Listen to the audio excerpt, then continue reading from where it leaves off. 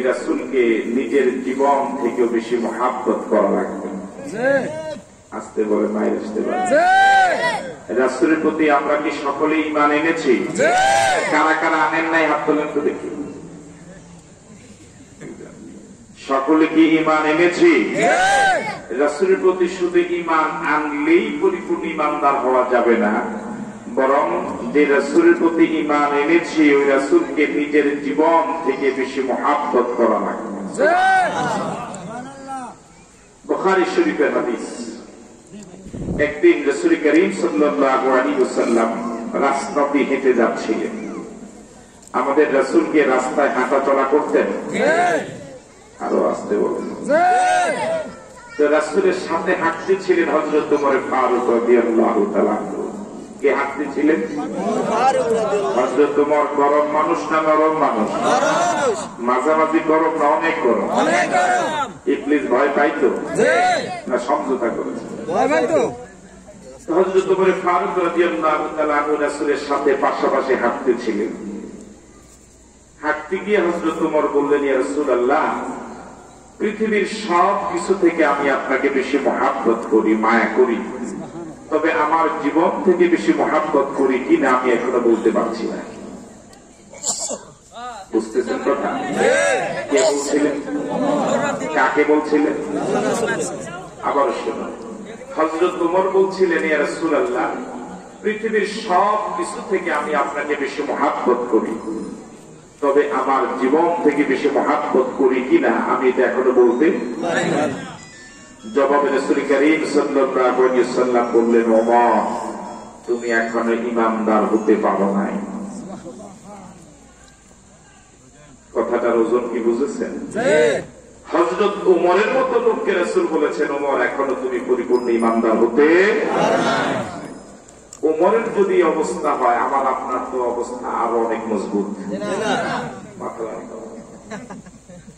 আমার আর আপনার অবস্থা খারাপ। ছাত্র ওস্তাদকে জিজ্ঞেস করেছেন, হুজুর, এক ওয়াক্ত নামাজ না পড়লে কি রায়? বললেন যে ৮০ হোকবা। আরেকজন প্রশ্ন করছে যে নামাজই পড়ে না, তার হোকবাই নেই। হযরত ওমরের যদি এই দুরবস্থা হয়, আমার আপনার তো হোকবাই নেই। কথা বলেন ঠিক নাই? রাসূল করিম সাল্লাল্লাহু আলাইহি ওয়াসাল্লাম বললেন, ওমর, তুমি এখনো ঈমানদার হতে পারো নাই। জবাব শুনে হযরত ওমর পেরেশান হয়ে গেলেন, ভয় পেয়ে গেলেন, ঘাবড়ে গেলেন, আতঙ্কগ্রস্ত হয়ে গেলেন। আমি ওমর যদি ঈমানদার হতে না পারি, দুনিয়া সফলতা দিয়ে পরকালে নাজাত পাওয়া যাবে না। ওই ওমরকে আল্লাহ নবী বললেন, ওমর, এখন ঈমানদার হতে পারো নাই। যে ওমরের ব্যাপারে আল্লাহ নবী একবার বলেছিলেন, আমার পর আর কোন নবী আসবে না, কোন রাসূল আসবে না, আমার পর আল্লাহ যদি আর একজনকে যদি নবী বানাতেন, লাকানা ওমর, তিনি হতেন ওমর। আল্লাহু আকবার। ওই ওমরকে আল্লাহ নবী বললেন, ওমর, এখন ঈমানদার হতে পারো নাই। যে ওমর কালিমা পড়েছিলেন পাহাড়ের উপরে, কালিমা পড়ার পর হযরত ওমর আল্লাহ নবীকে প্রশ্ন করেছিলেন, ইয়া রাসূলুল্লাহ, আপনি কি সত্য নবী নন? রাসূল বললেন, হ্যাঁ। হযরত ওমর বললেন, ইসলাম কি সত্য ধর্ম নয়? রাসূল বললেন, হ্যাঁ। এবার ওমর বললেন, আপনি যদি সত্য নবী হন, ইসলাম যদি সত্য ধর্ম হয়, এখন থেকে আল্লাহর গোলামি আর পাহাড়ের গুহায় হবে না, এখন থেকে আল্লাহর গোলামি আর গোপনে হবে না, এখন থেকে আল্লাহর গোলামি হবে আল্লাহর ঘর কাবার সামনে, খোলা আকাশের নিচে। আল্লাহু আকবার। সাহস কম না বেশি? ওই ওমরকে আল্লাহ নবী বললেন, ওমর, এখন ঈমানদার হতে পারো নাই।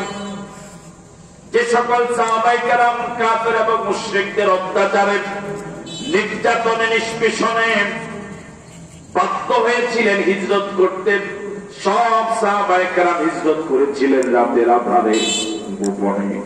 এমনকি আমার আপনার নবী হিজরত করেছিলেন রাতের আঁধারে, একমাত্র সঙ্গী আবু বকরকে নিয়ে।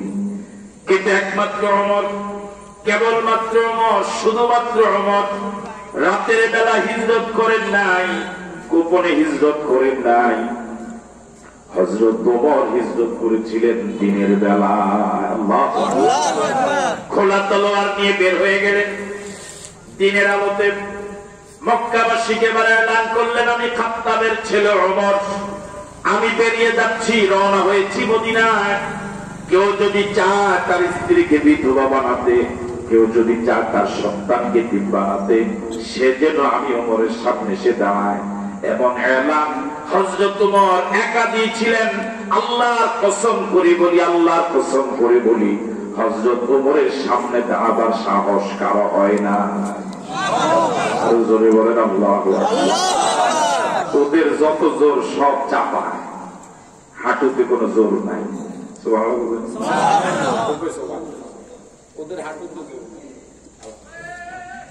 ওদের সকল জোর, ইসলাম বিরোধীদের সকল জোর কোথায়? মুখে।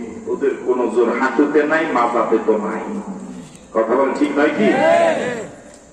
ওই ওমরকে আল্লাহ নবী বললেন, ওমর এখনো ইমানদার হতে পারো নাই।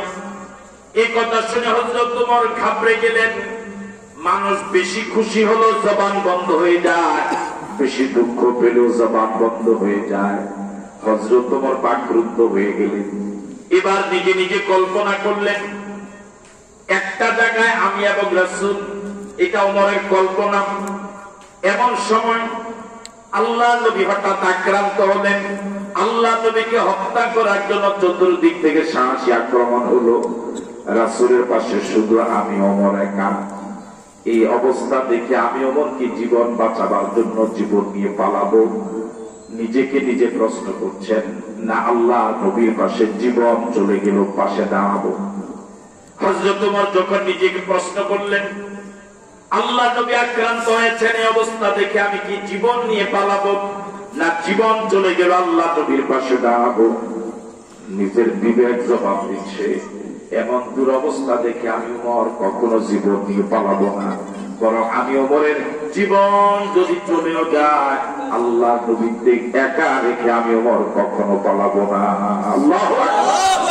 আমার ভাইয়েরা, এবার ওমর জবাব দিলেন, ইয়া রাসূলুল্লাহ, আমি আপনাকে আমার জীবন থেকে বেশি মায়া করি। আল্লাহু আকবার।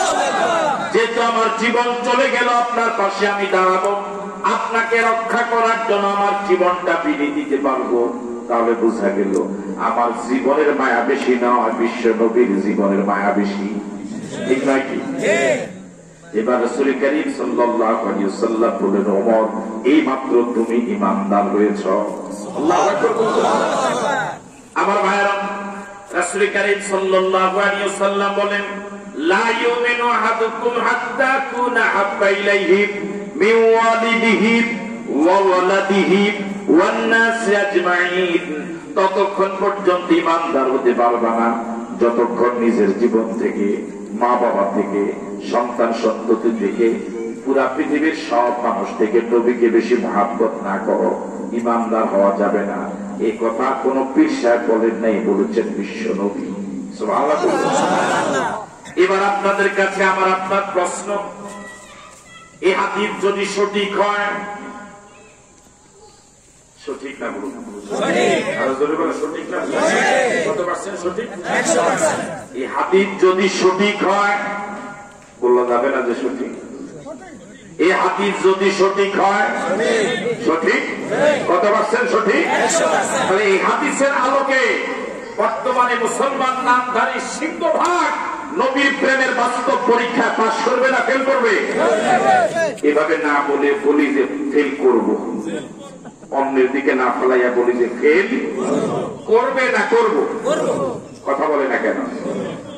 আমার ভাইরা, নবীর প্রেমে গরম গরম জিলাপি খাওয়া যত সহজ, নবীর প্রেমের পরীক্ষা দিয়ে জীবন বাজি রেখে নবীর প্রেমের পরীক্ষা দেওয়া তো সহজ। আমার ভাইরা, রাসূলকে জীবন দিয়ে ভালোবাসার পথে যদি দল বাঁধা হয়, এই দল করা যাবে না। আসতে বলে, ভয় পাইতেছেন আপনারা? রাসূলকে জীবন দিয়ে ভালোবাসার পথে যদি দল বাঁধা হয়, দল বাঁধবেন না, রাসূলকে বাঁধবেন। রাসূলকে জীবন দিয়ে ভালোবাসার পথে যদি কোন পীর বাঁধা হয়, পীরের বাধা মানবেন না, বাধা ডিঙ্গাইয়া নবীকে মহব্বত করবেন। রাসূলকে জীবন দিয়ে ভালোবাসার পথে যদি কোনো আলেম বাধা হয়, ওই আলেম মানা যাবে না। রাসূলকে জীবন দিয়ে ভালোবাসার পথে যদি কোনো বক্তা বাধা হয়, এই বক্তাকে এলাকায় ঢুকতে দেওয়া যাবে না। ঠিক নাকি? এমনকি রাসূলকে জীবন দিয়ে ভালোবাসার পথে যদি বাবা বাধা হয়, বাবাকে দুনিয়াতে রাখা যাবে না। এটা যে বললেন আসলে বদরের যুদ্ধ নাম শুনেছেন? এই তো আপনাদের বাড়ির পাশেই, কোথায়? সৌদি আরবে। বদরের যুদ্ধে মাত্র 313 জন সাহাবায়ে কেরামদেরকে নিয়ে আল্লাহ নবী রওনা হলেন। 1000-এর বিরুদ্ধে লড়া লাগবে। কয়শো জন? আর রাসূলের সাথে কয়জন? একজন সাহাবীর নাম হলো আবু উবাইদা ইবনুল জাররাহ। নাম কি? আপনার কি আওয়াজ কি শুরু থেকে শেষ পর্যন্ত এইভাবে দিবেন? এত মানুষ আওয়াজ দিলে অন্তত বলুন আবু উবাইদা।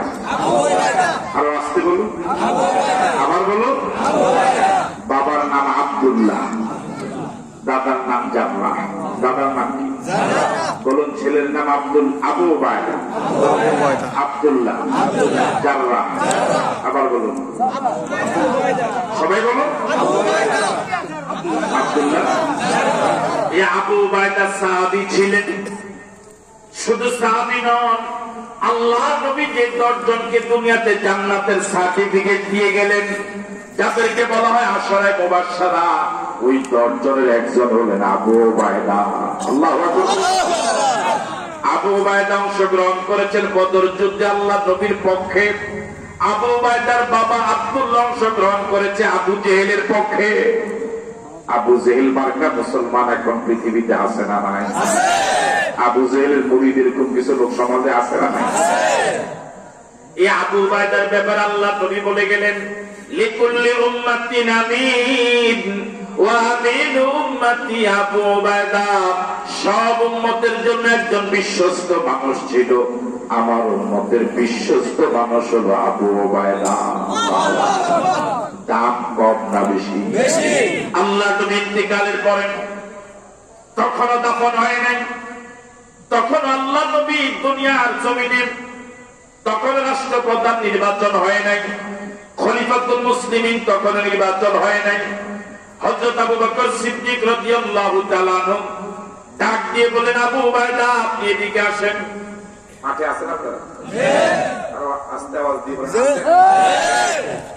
আবু বকর সিদ্দিক বলেন, আবু উবাইদা আপনি এদিকে আসেন। আবু উবাইদা আসলেন। এবার আবু বকর সিদ্দিক রাদিয়াল্লাহু তাআলা আনহু বললেন, আপনি আপনার ডান হাতটা বাড়ান। আবু উবাইদা বললেন, কেন? বললেন, এখনো রাষ্ট্রপ্রধান নির্বাচন হয় নাই, আমি আপনাকে রাষ্ট্রপ্রধান হিসেবে মেনে নিয়ে সর্বপ্রথম আপনার হাতে আমি বয়াত গ্রহণ করব। আরো জোরে বলেন। তার কারণ হলো আল্লাহ নবী জীবদ্দশায় বলে গিয়েছিলেন, লিকুল্লি উম্মাতিন আমিন ওয়া আমিন উম্মতি আবু উবাইদা। সব উম্মতের জন্য একজন আমিন ছিল, বিশ্বস্ত মানুষ ছিল, আমার উম্মতের বিশ্বস্ত হলো আবু উবাইদা। সুতরাং এই রাষ্ট্রের রাষ্ট্রপ্রধান হিসেবে আপনাকে মানায়।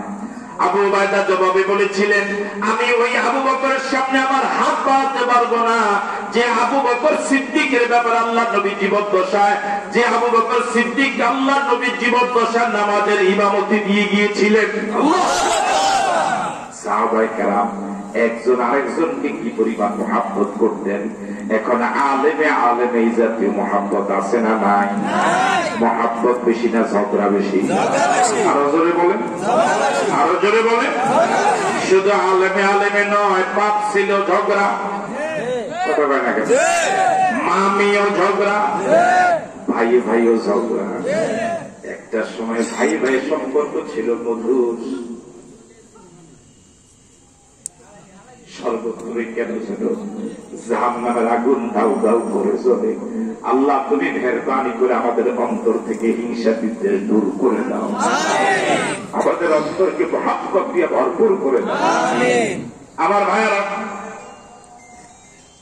এই আবু উবাইদা বদর অংশগ্রহণ করেছিলেন রাসূলের পক্ষে, মনে আছে আপনাদের কথা? আবু উবাইদার বাবা আব্দুল্লাহ কাফের, তিনি সে অংশগ্রহণ করেছে আবু জেহেলের পক্ষে।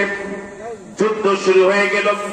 আবু উবাইদা ইবনুল জাররাহ রাদিয়াল্লাহু তাআলা হঠাৎ দেখলেন তার বাবা আব্দুল্লাহ খোলা তলোয়ার নিয়ে আল্লাহর নবীকে হত্যা করার জন্য দৌড় দিয়েছে। নাউজুবিল্লাহ বলুন। ছেলে দেখেছে তার বাবা কাকে হত্যা করার জন্য? আরো জোরে বলেন কাকে?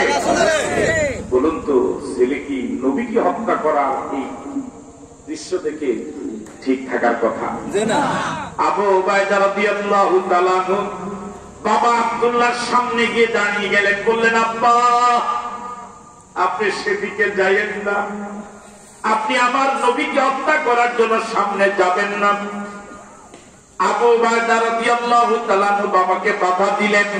প্রথম বাধা বাবা মানল না। বাবা আল্লাহ নবীকে হত্যা করার জন্য দ্বিতীয়বারও রওনা হলো। ছেলে আবু উবাইদা রাদিয়াল্লাহু তাআলা দ্বিতীয়বার দৌড় দিয়ে বাবার সামনে আবার দাঁড়ান। বাবাকে বাধা দিল, বলল, আব্বা সেদিকে যেও না, সেদিকে যেও না, সেদিকে যেও না, আমার নবীকে আঘাত করার জন্য তুমি সেদিকে যেও না। কয়বার বাধা দিলেন? আরো জনে বলেন। বাবা দ্বিতীয় বাধাও মানল না। বাবা এবার তৃতীয়বার দৌড় দিল। ছেলে আবু উবাইদা বাবার সামনে গিয়ে বাধার প্রাচীর হয়ে দাঁড়ালো, বাধার পাহাড় হয়ে দাঁড়ালো। বলল, আব্বা বারবার দুইবার আপনাকে অনুরোধ করেছি আমার নবীকে হত্যা করার জন্য, আপনি যাবেন না। আপনাকে আবার অনুরোধ করছি, বাবা সেদিকে যেও না, আপনি যাবেন না। আপনি যে নবীকে হত্যা করার জন্য দৌড় দিচ্ছেন, ওই নবীকে আমি আবু উবাইদা আমার জীবন থেকে বেশি মায়া করি। আল্লাহ, আমার এমন নবীকে আপনি আঘাত করতে যাবেন না। কয়বার বাধা দিলে? বাবা তৃতীয় বাধাও মানল না। বাবা এবার চতুর্থবার রওনা হয়েছে। এবার আপনাদের কাছে প্রশ্ন, এবার কি আর বাধা দেওয়া দরকার না আঘাত করা দরকার? আরো জোরে বলেন। কয়বার বাধা দিয়েছে বাবা? এই লাইটটা কাছে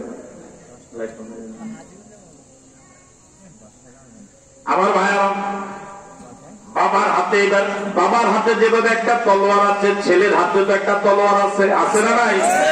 বাবা যখন চতুর্থবার আল্লাহ নবীকে আঘাত করার জন্য রওনা হয়েছে তলোয়ার নিয়ে, ছেলে এবার আর বাধা দেয় নাই। পরপর তিনবার বাধা দিয়েছে, বাবা বাধা মানে নাই।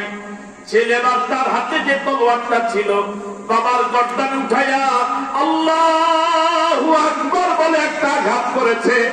এক আঘাতে বাবার কল্লাটা দেহ থেকে কয়েক হাত পুড়ে গিয়া পড়ছে। নবীকে জীবন দিয়ে ভালোবাসার পথে যে বাবা বাধা হবে, এই বাবাকে দুনিয়াতে রাখা যাবে না। নবী সহজ বিষয় নয়, নবী আপনার দলীয় নেতা নয়, নবী আপনার এলাকার ইমাম সাহেব নয়, নবী বিশ্ব নবী, কোন কায়নাতের নবী। তার ভালোবাসার পথে যদি দল বাধা হয়, এমন দল করা যাবে না। কোন পীর যদি বাধা হয়, এমন ভণ্ডকে অনুসরণ করা যাবে না। বাবা যদি বাধা হয়, সে বাবাকে দুনিয়াতে রাখা যাবে না। নিজের জীবন থেকে নবীকে ভালোবাসতে হবে বেশি। রাজি আছি? রাজি তো হাত তোলা।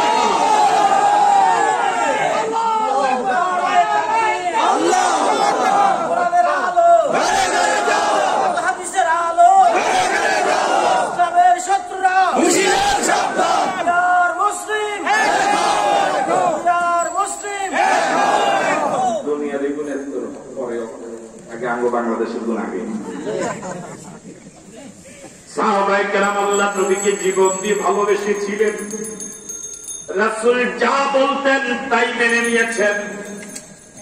আমার ভাইয়ারা, রাসূলের কথা মানতে গিয়ে যদি জীবন দেওয়া লাগে, সাহাবায়ে কেরাম জীবন দিতে রাজি ছিলেন। আর এখন আমরা উম্মত দাবিদার, আশিক রাসূল দাবিদার, নবীর উম্মত দাবিদার। রাসূলের কথা মানতে গিয়ে জীবন দেওয়া তো দূরের কথা, রাসূলের কথা মানতে গিয়ে সামাজিক রুসুম রেওয়াজকে বাদ দিতে রাজি হই না। কথা বলেন কাছে। সাহাবায়ে কেরাম রাসূলের কথাকে প্রাধান্য দিতে গিয়ে নিজের জীবনটা পর্যন্ত দিয়ে দিলেন। আর এখন আমরা উম্মত দাবিদার, রাসূলের কথা রাখতে গিয়া জীবন দেওয়া তো দূরের কথা, পকেটের টাকা দেওয়া তো দূরের কথা, রাসূলের কথাকে প্রাধান্য দিতে গিয়ে সামাজিক রুসুম রেওয়াজ বাপ দাদা করে আসছে এমন একটা আমল ছাড়তে রাজি না। আরো আসতে বলেন ঠিক না? সাহাবায়ে কেরাম কিভাবে রাজি ছিলেন? মুতার যুদ্ধে ডাক এলো, বিরক্ত হচ্ছেন আপনারা? আওয়াজ কি দেওয়া যাবে ইনশাআল্লাহ? মুতার যুদ্ধের ডাক এলো, 1 লক্ষ রোমান সৈন্যের বিরুদ্ধে মুসলমান মাত্র 3000। কয় হাজার? আমাদের দেশে কাছাকাছি সংখ্যা বুঝাতে মানুষ বলে 19-20, একটু বেশি ব্যবধান বুঝাতে বলে 17-14। এলাকায় তো এরকম বলে। বলুন, একদিকে 1 লাখ, আরেকদিকে 3000, এটা কি 19-20, 17-14 না আরো অনেক ব্যবধান? একদিকে কয় লাখ, আরেকদিকে কথা বলেন। আমরা কয় হাজারের দলে? কথা বলে না কেন? আমরা কয় হাজারের দলে? ওইদিকে না বেশি, এই কম দলের পক্ষে থাকবেন? লোক সংখ্যা কম, এরপরে এদের সাথে আছেন, কিন্তু দুনিয়ার বিভিন্ন কাজ কারবারে তো যাদের লোকজন কম তাদের পক্ষে তো থাকেন না। কথা কয় না, ঠিক কিনা? একদিকে 1 লাখ, আরেকদিকে 3000। আল্লাহ নবী 3000 মুজাহিদদেরকে 1 লাখের বিরুদ্ধে প্রস্তুত বৈঠক করলেন। সেনাপতি নিয়োগ দিবেন। আল্লাহ নবী সেনাপতির নাম ঘোষণা করলেন। সর্বপ্রথম বললেন, মুতার প্রান্তরে চলমান যুদ্ধে সর্বপ্রথম দায়িত্ব পালন করবে আমার পালক ছেলে যায়েদ। আল্লাহু আকবার। এরপরে বললেন, দ্বিতীয় পর্যায়ে সেনাপতির দায়িত্ব পালন করবে আমার চাচাতো ভাই জাফর ইবনে আবি তালেব। 3 নম্বরে সেনাপতির দায়িত্ব পালন করবে আব্দুল্লাহ ইবনে রাওয়াহা। আল্লাহু আকবার। একটা যুদ্ধের সেনাপতি লাগে কয়জন? আরো জোরে বলেন। রাসূল নাম ঘোষণা করলেন কয়জন? 3 জন। রাসূল 3 জনের নাম ঘোষণা করে ক্ষান্ত হন নাই। আল্লাহ নবী বললেন, আমি 3 জনের নাম ঘোষণা করলাম, 4র্থ জন তোমরা নিজেরা নিয়োগ দিবা। তার মানে 3 জন নিশ্চিত হয়ে গেলেন। মুতার প্রান্তর থেকে লাশ আসবে, মুতার প্রান্তর থেকে 3 জনের কেউ জীবিত থাকবো না। আল্লাহ নবী বললেন, বাড়িতে যাও, বিদায় দিয়ে আস। কিছুক্ষণ পর রওনা হবে কাফেলা। হযরত যায়েদ বললেন, যার নাম আল্লাহ নবী 1 নম্বরে ঘোষণা করলেন, তিনি বললেন, ইয়া রাসূলুল্লাহ, আমি আপনার সন্তান, আপনি আমার পিতা। আপনি আদেশ করেছেন।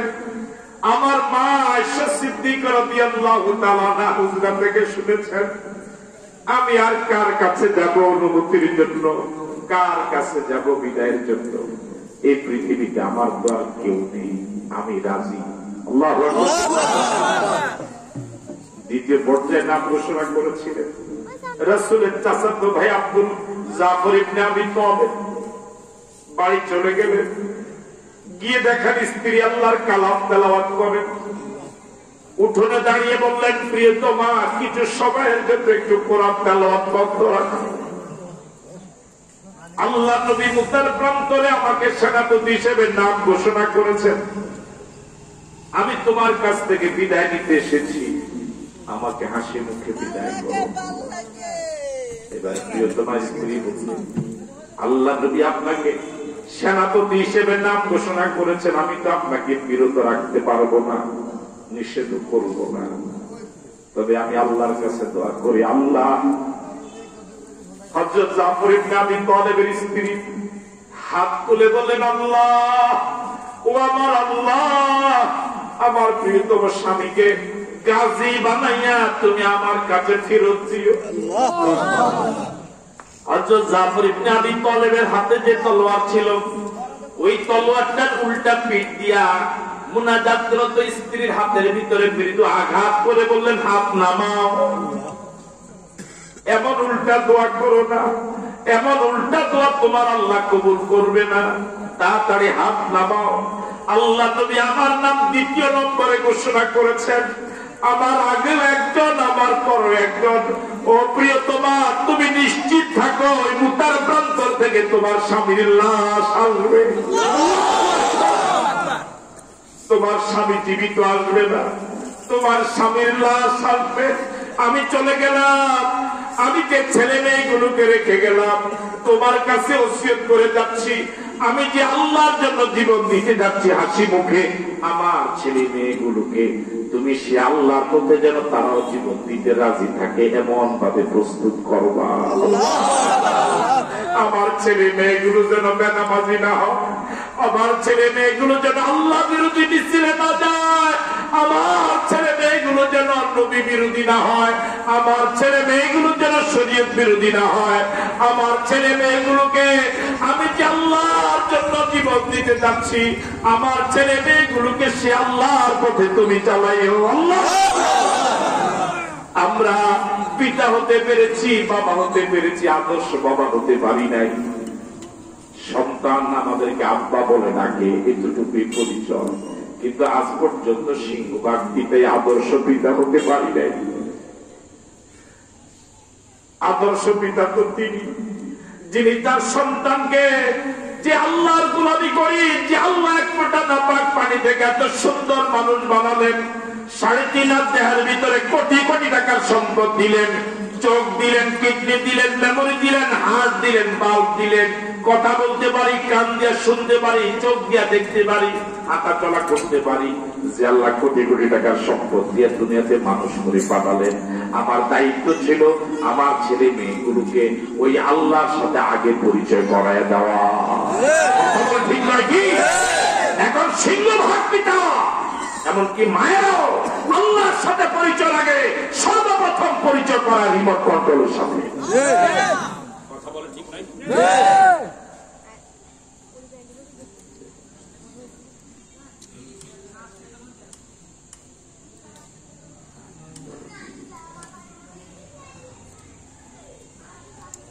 হযরত জাফর ইবনে আবি তালেব রওনা হলেন, স্ত্রী কাটা কবুতরের মতো ছটফট করলেন, ছেলে মেয়েগুলো পিছন থেকে আব্বা আব্বা বলে কত যে রোনাধারি করেছে। হযরত জাফর ইবনে আবি তালেব একবারের জন্য পিছনে ফিরে তাকায় নাই, কারা কান্দে। আল্লাহু আকবার। আজ আমরা ইসলামটাকে পেয়েছি খুব সহজ ভাবে।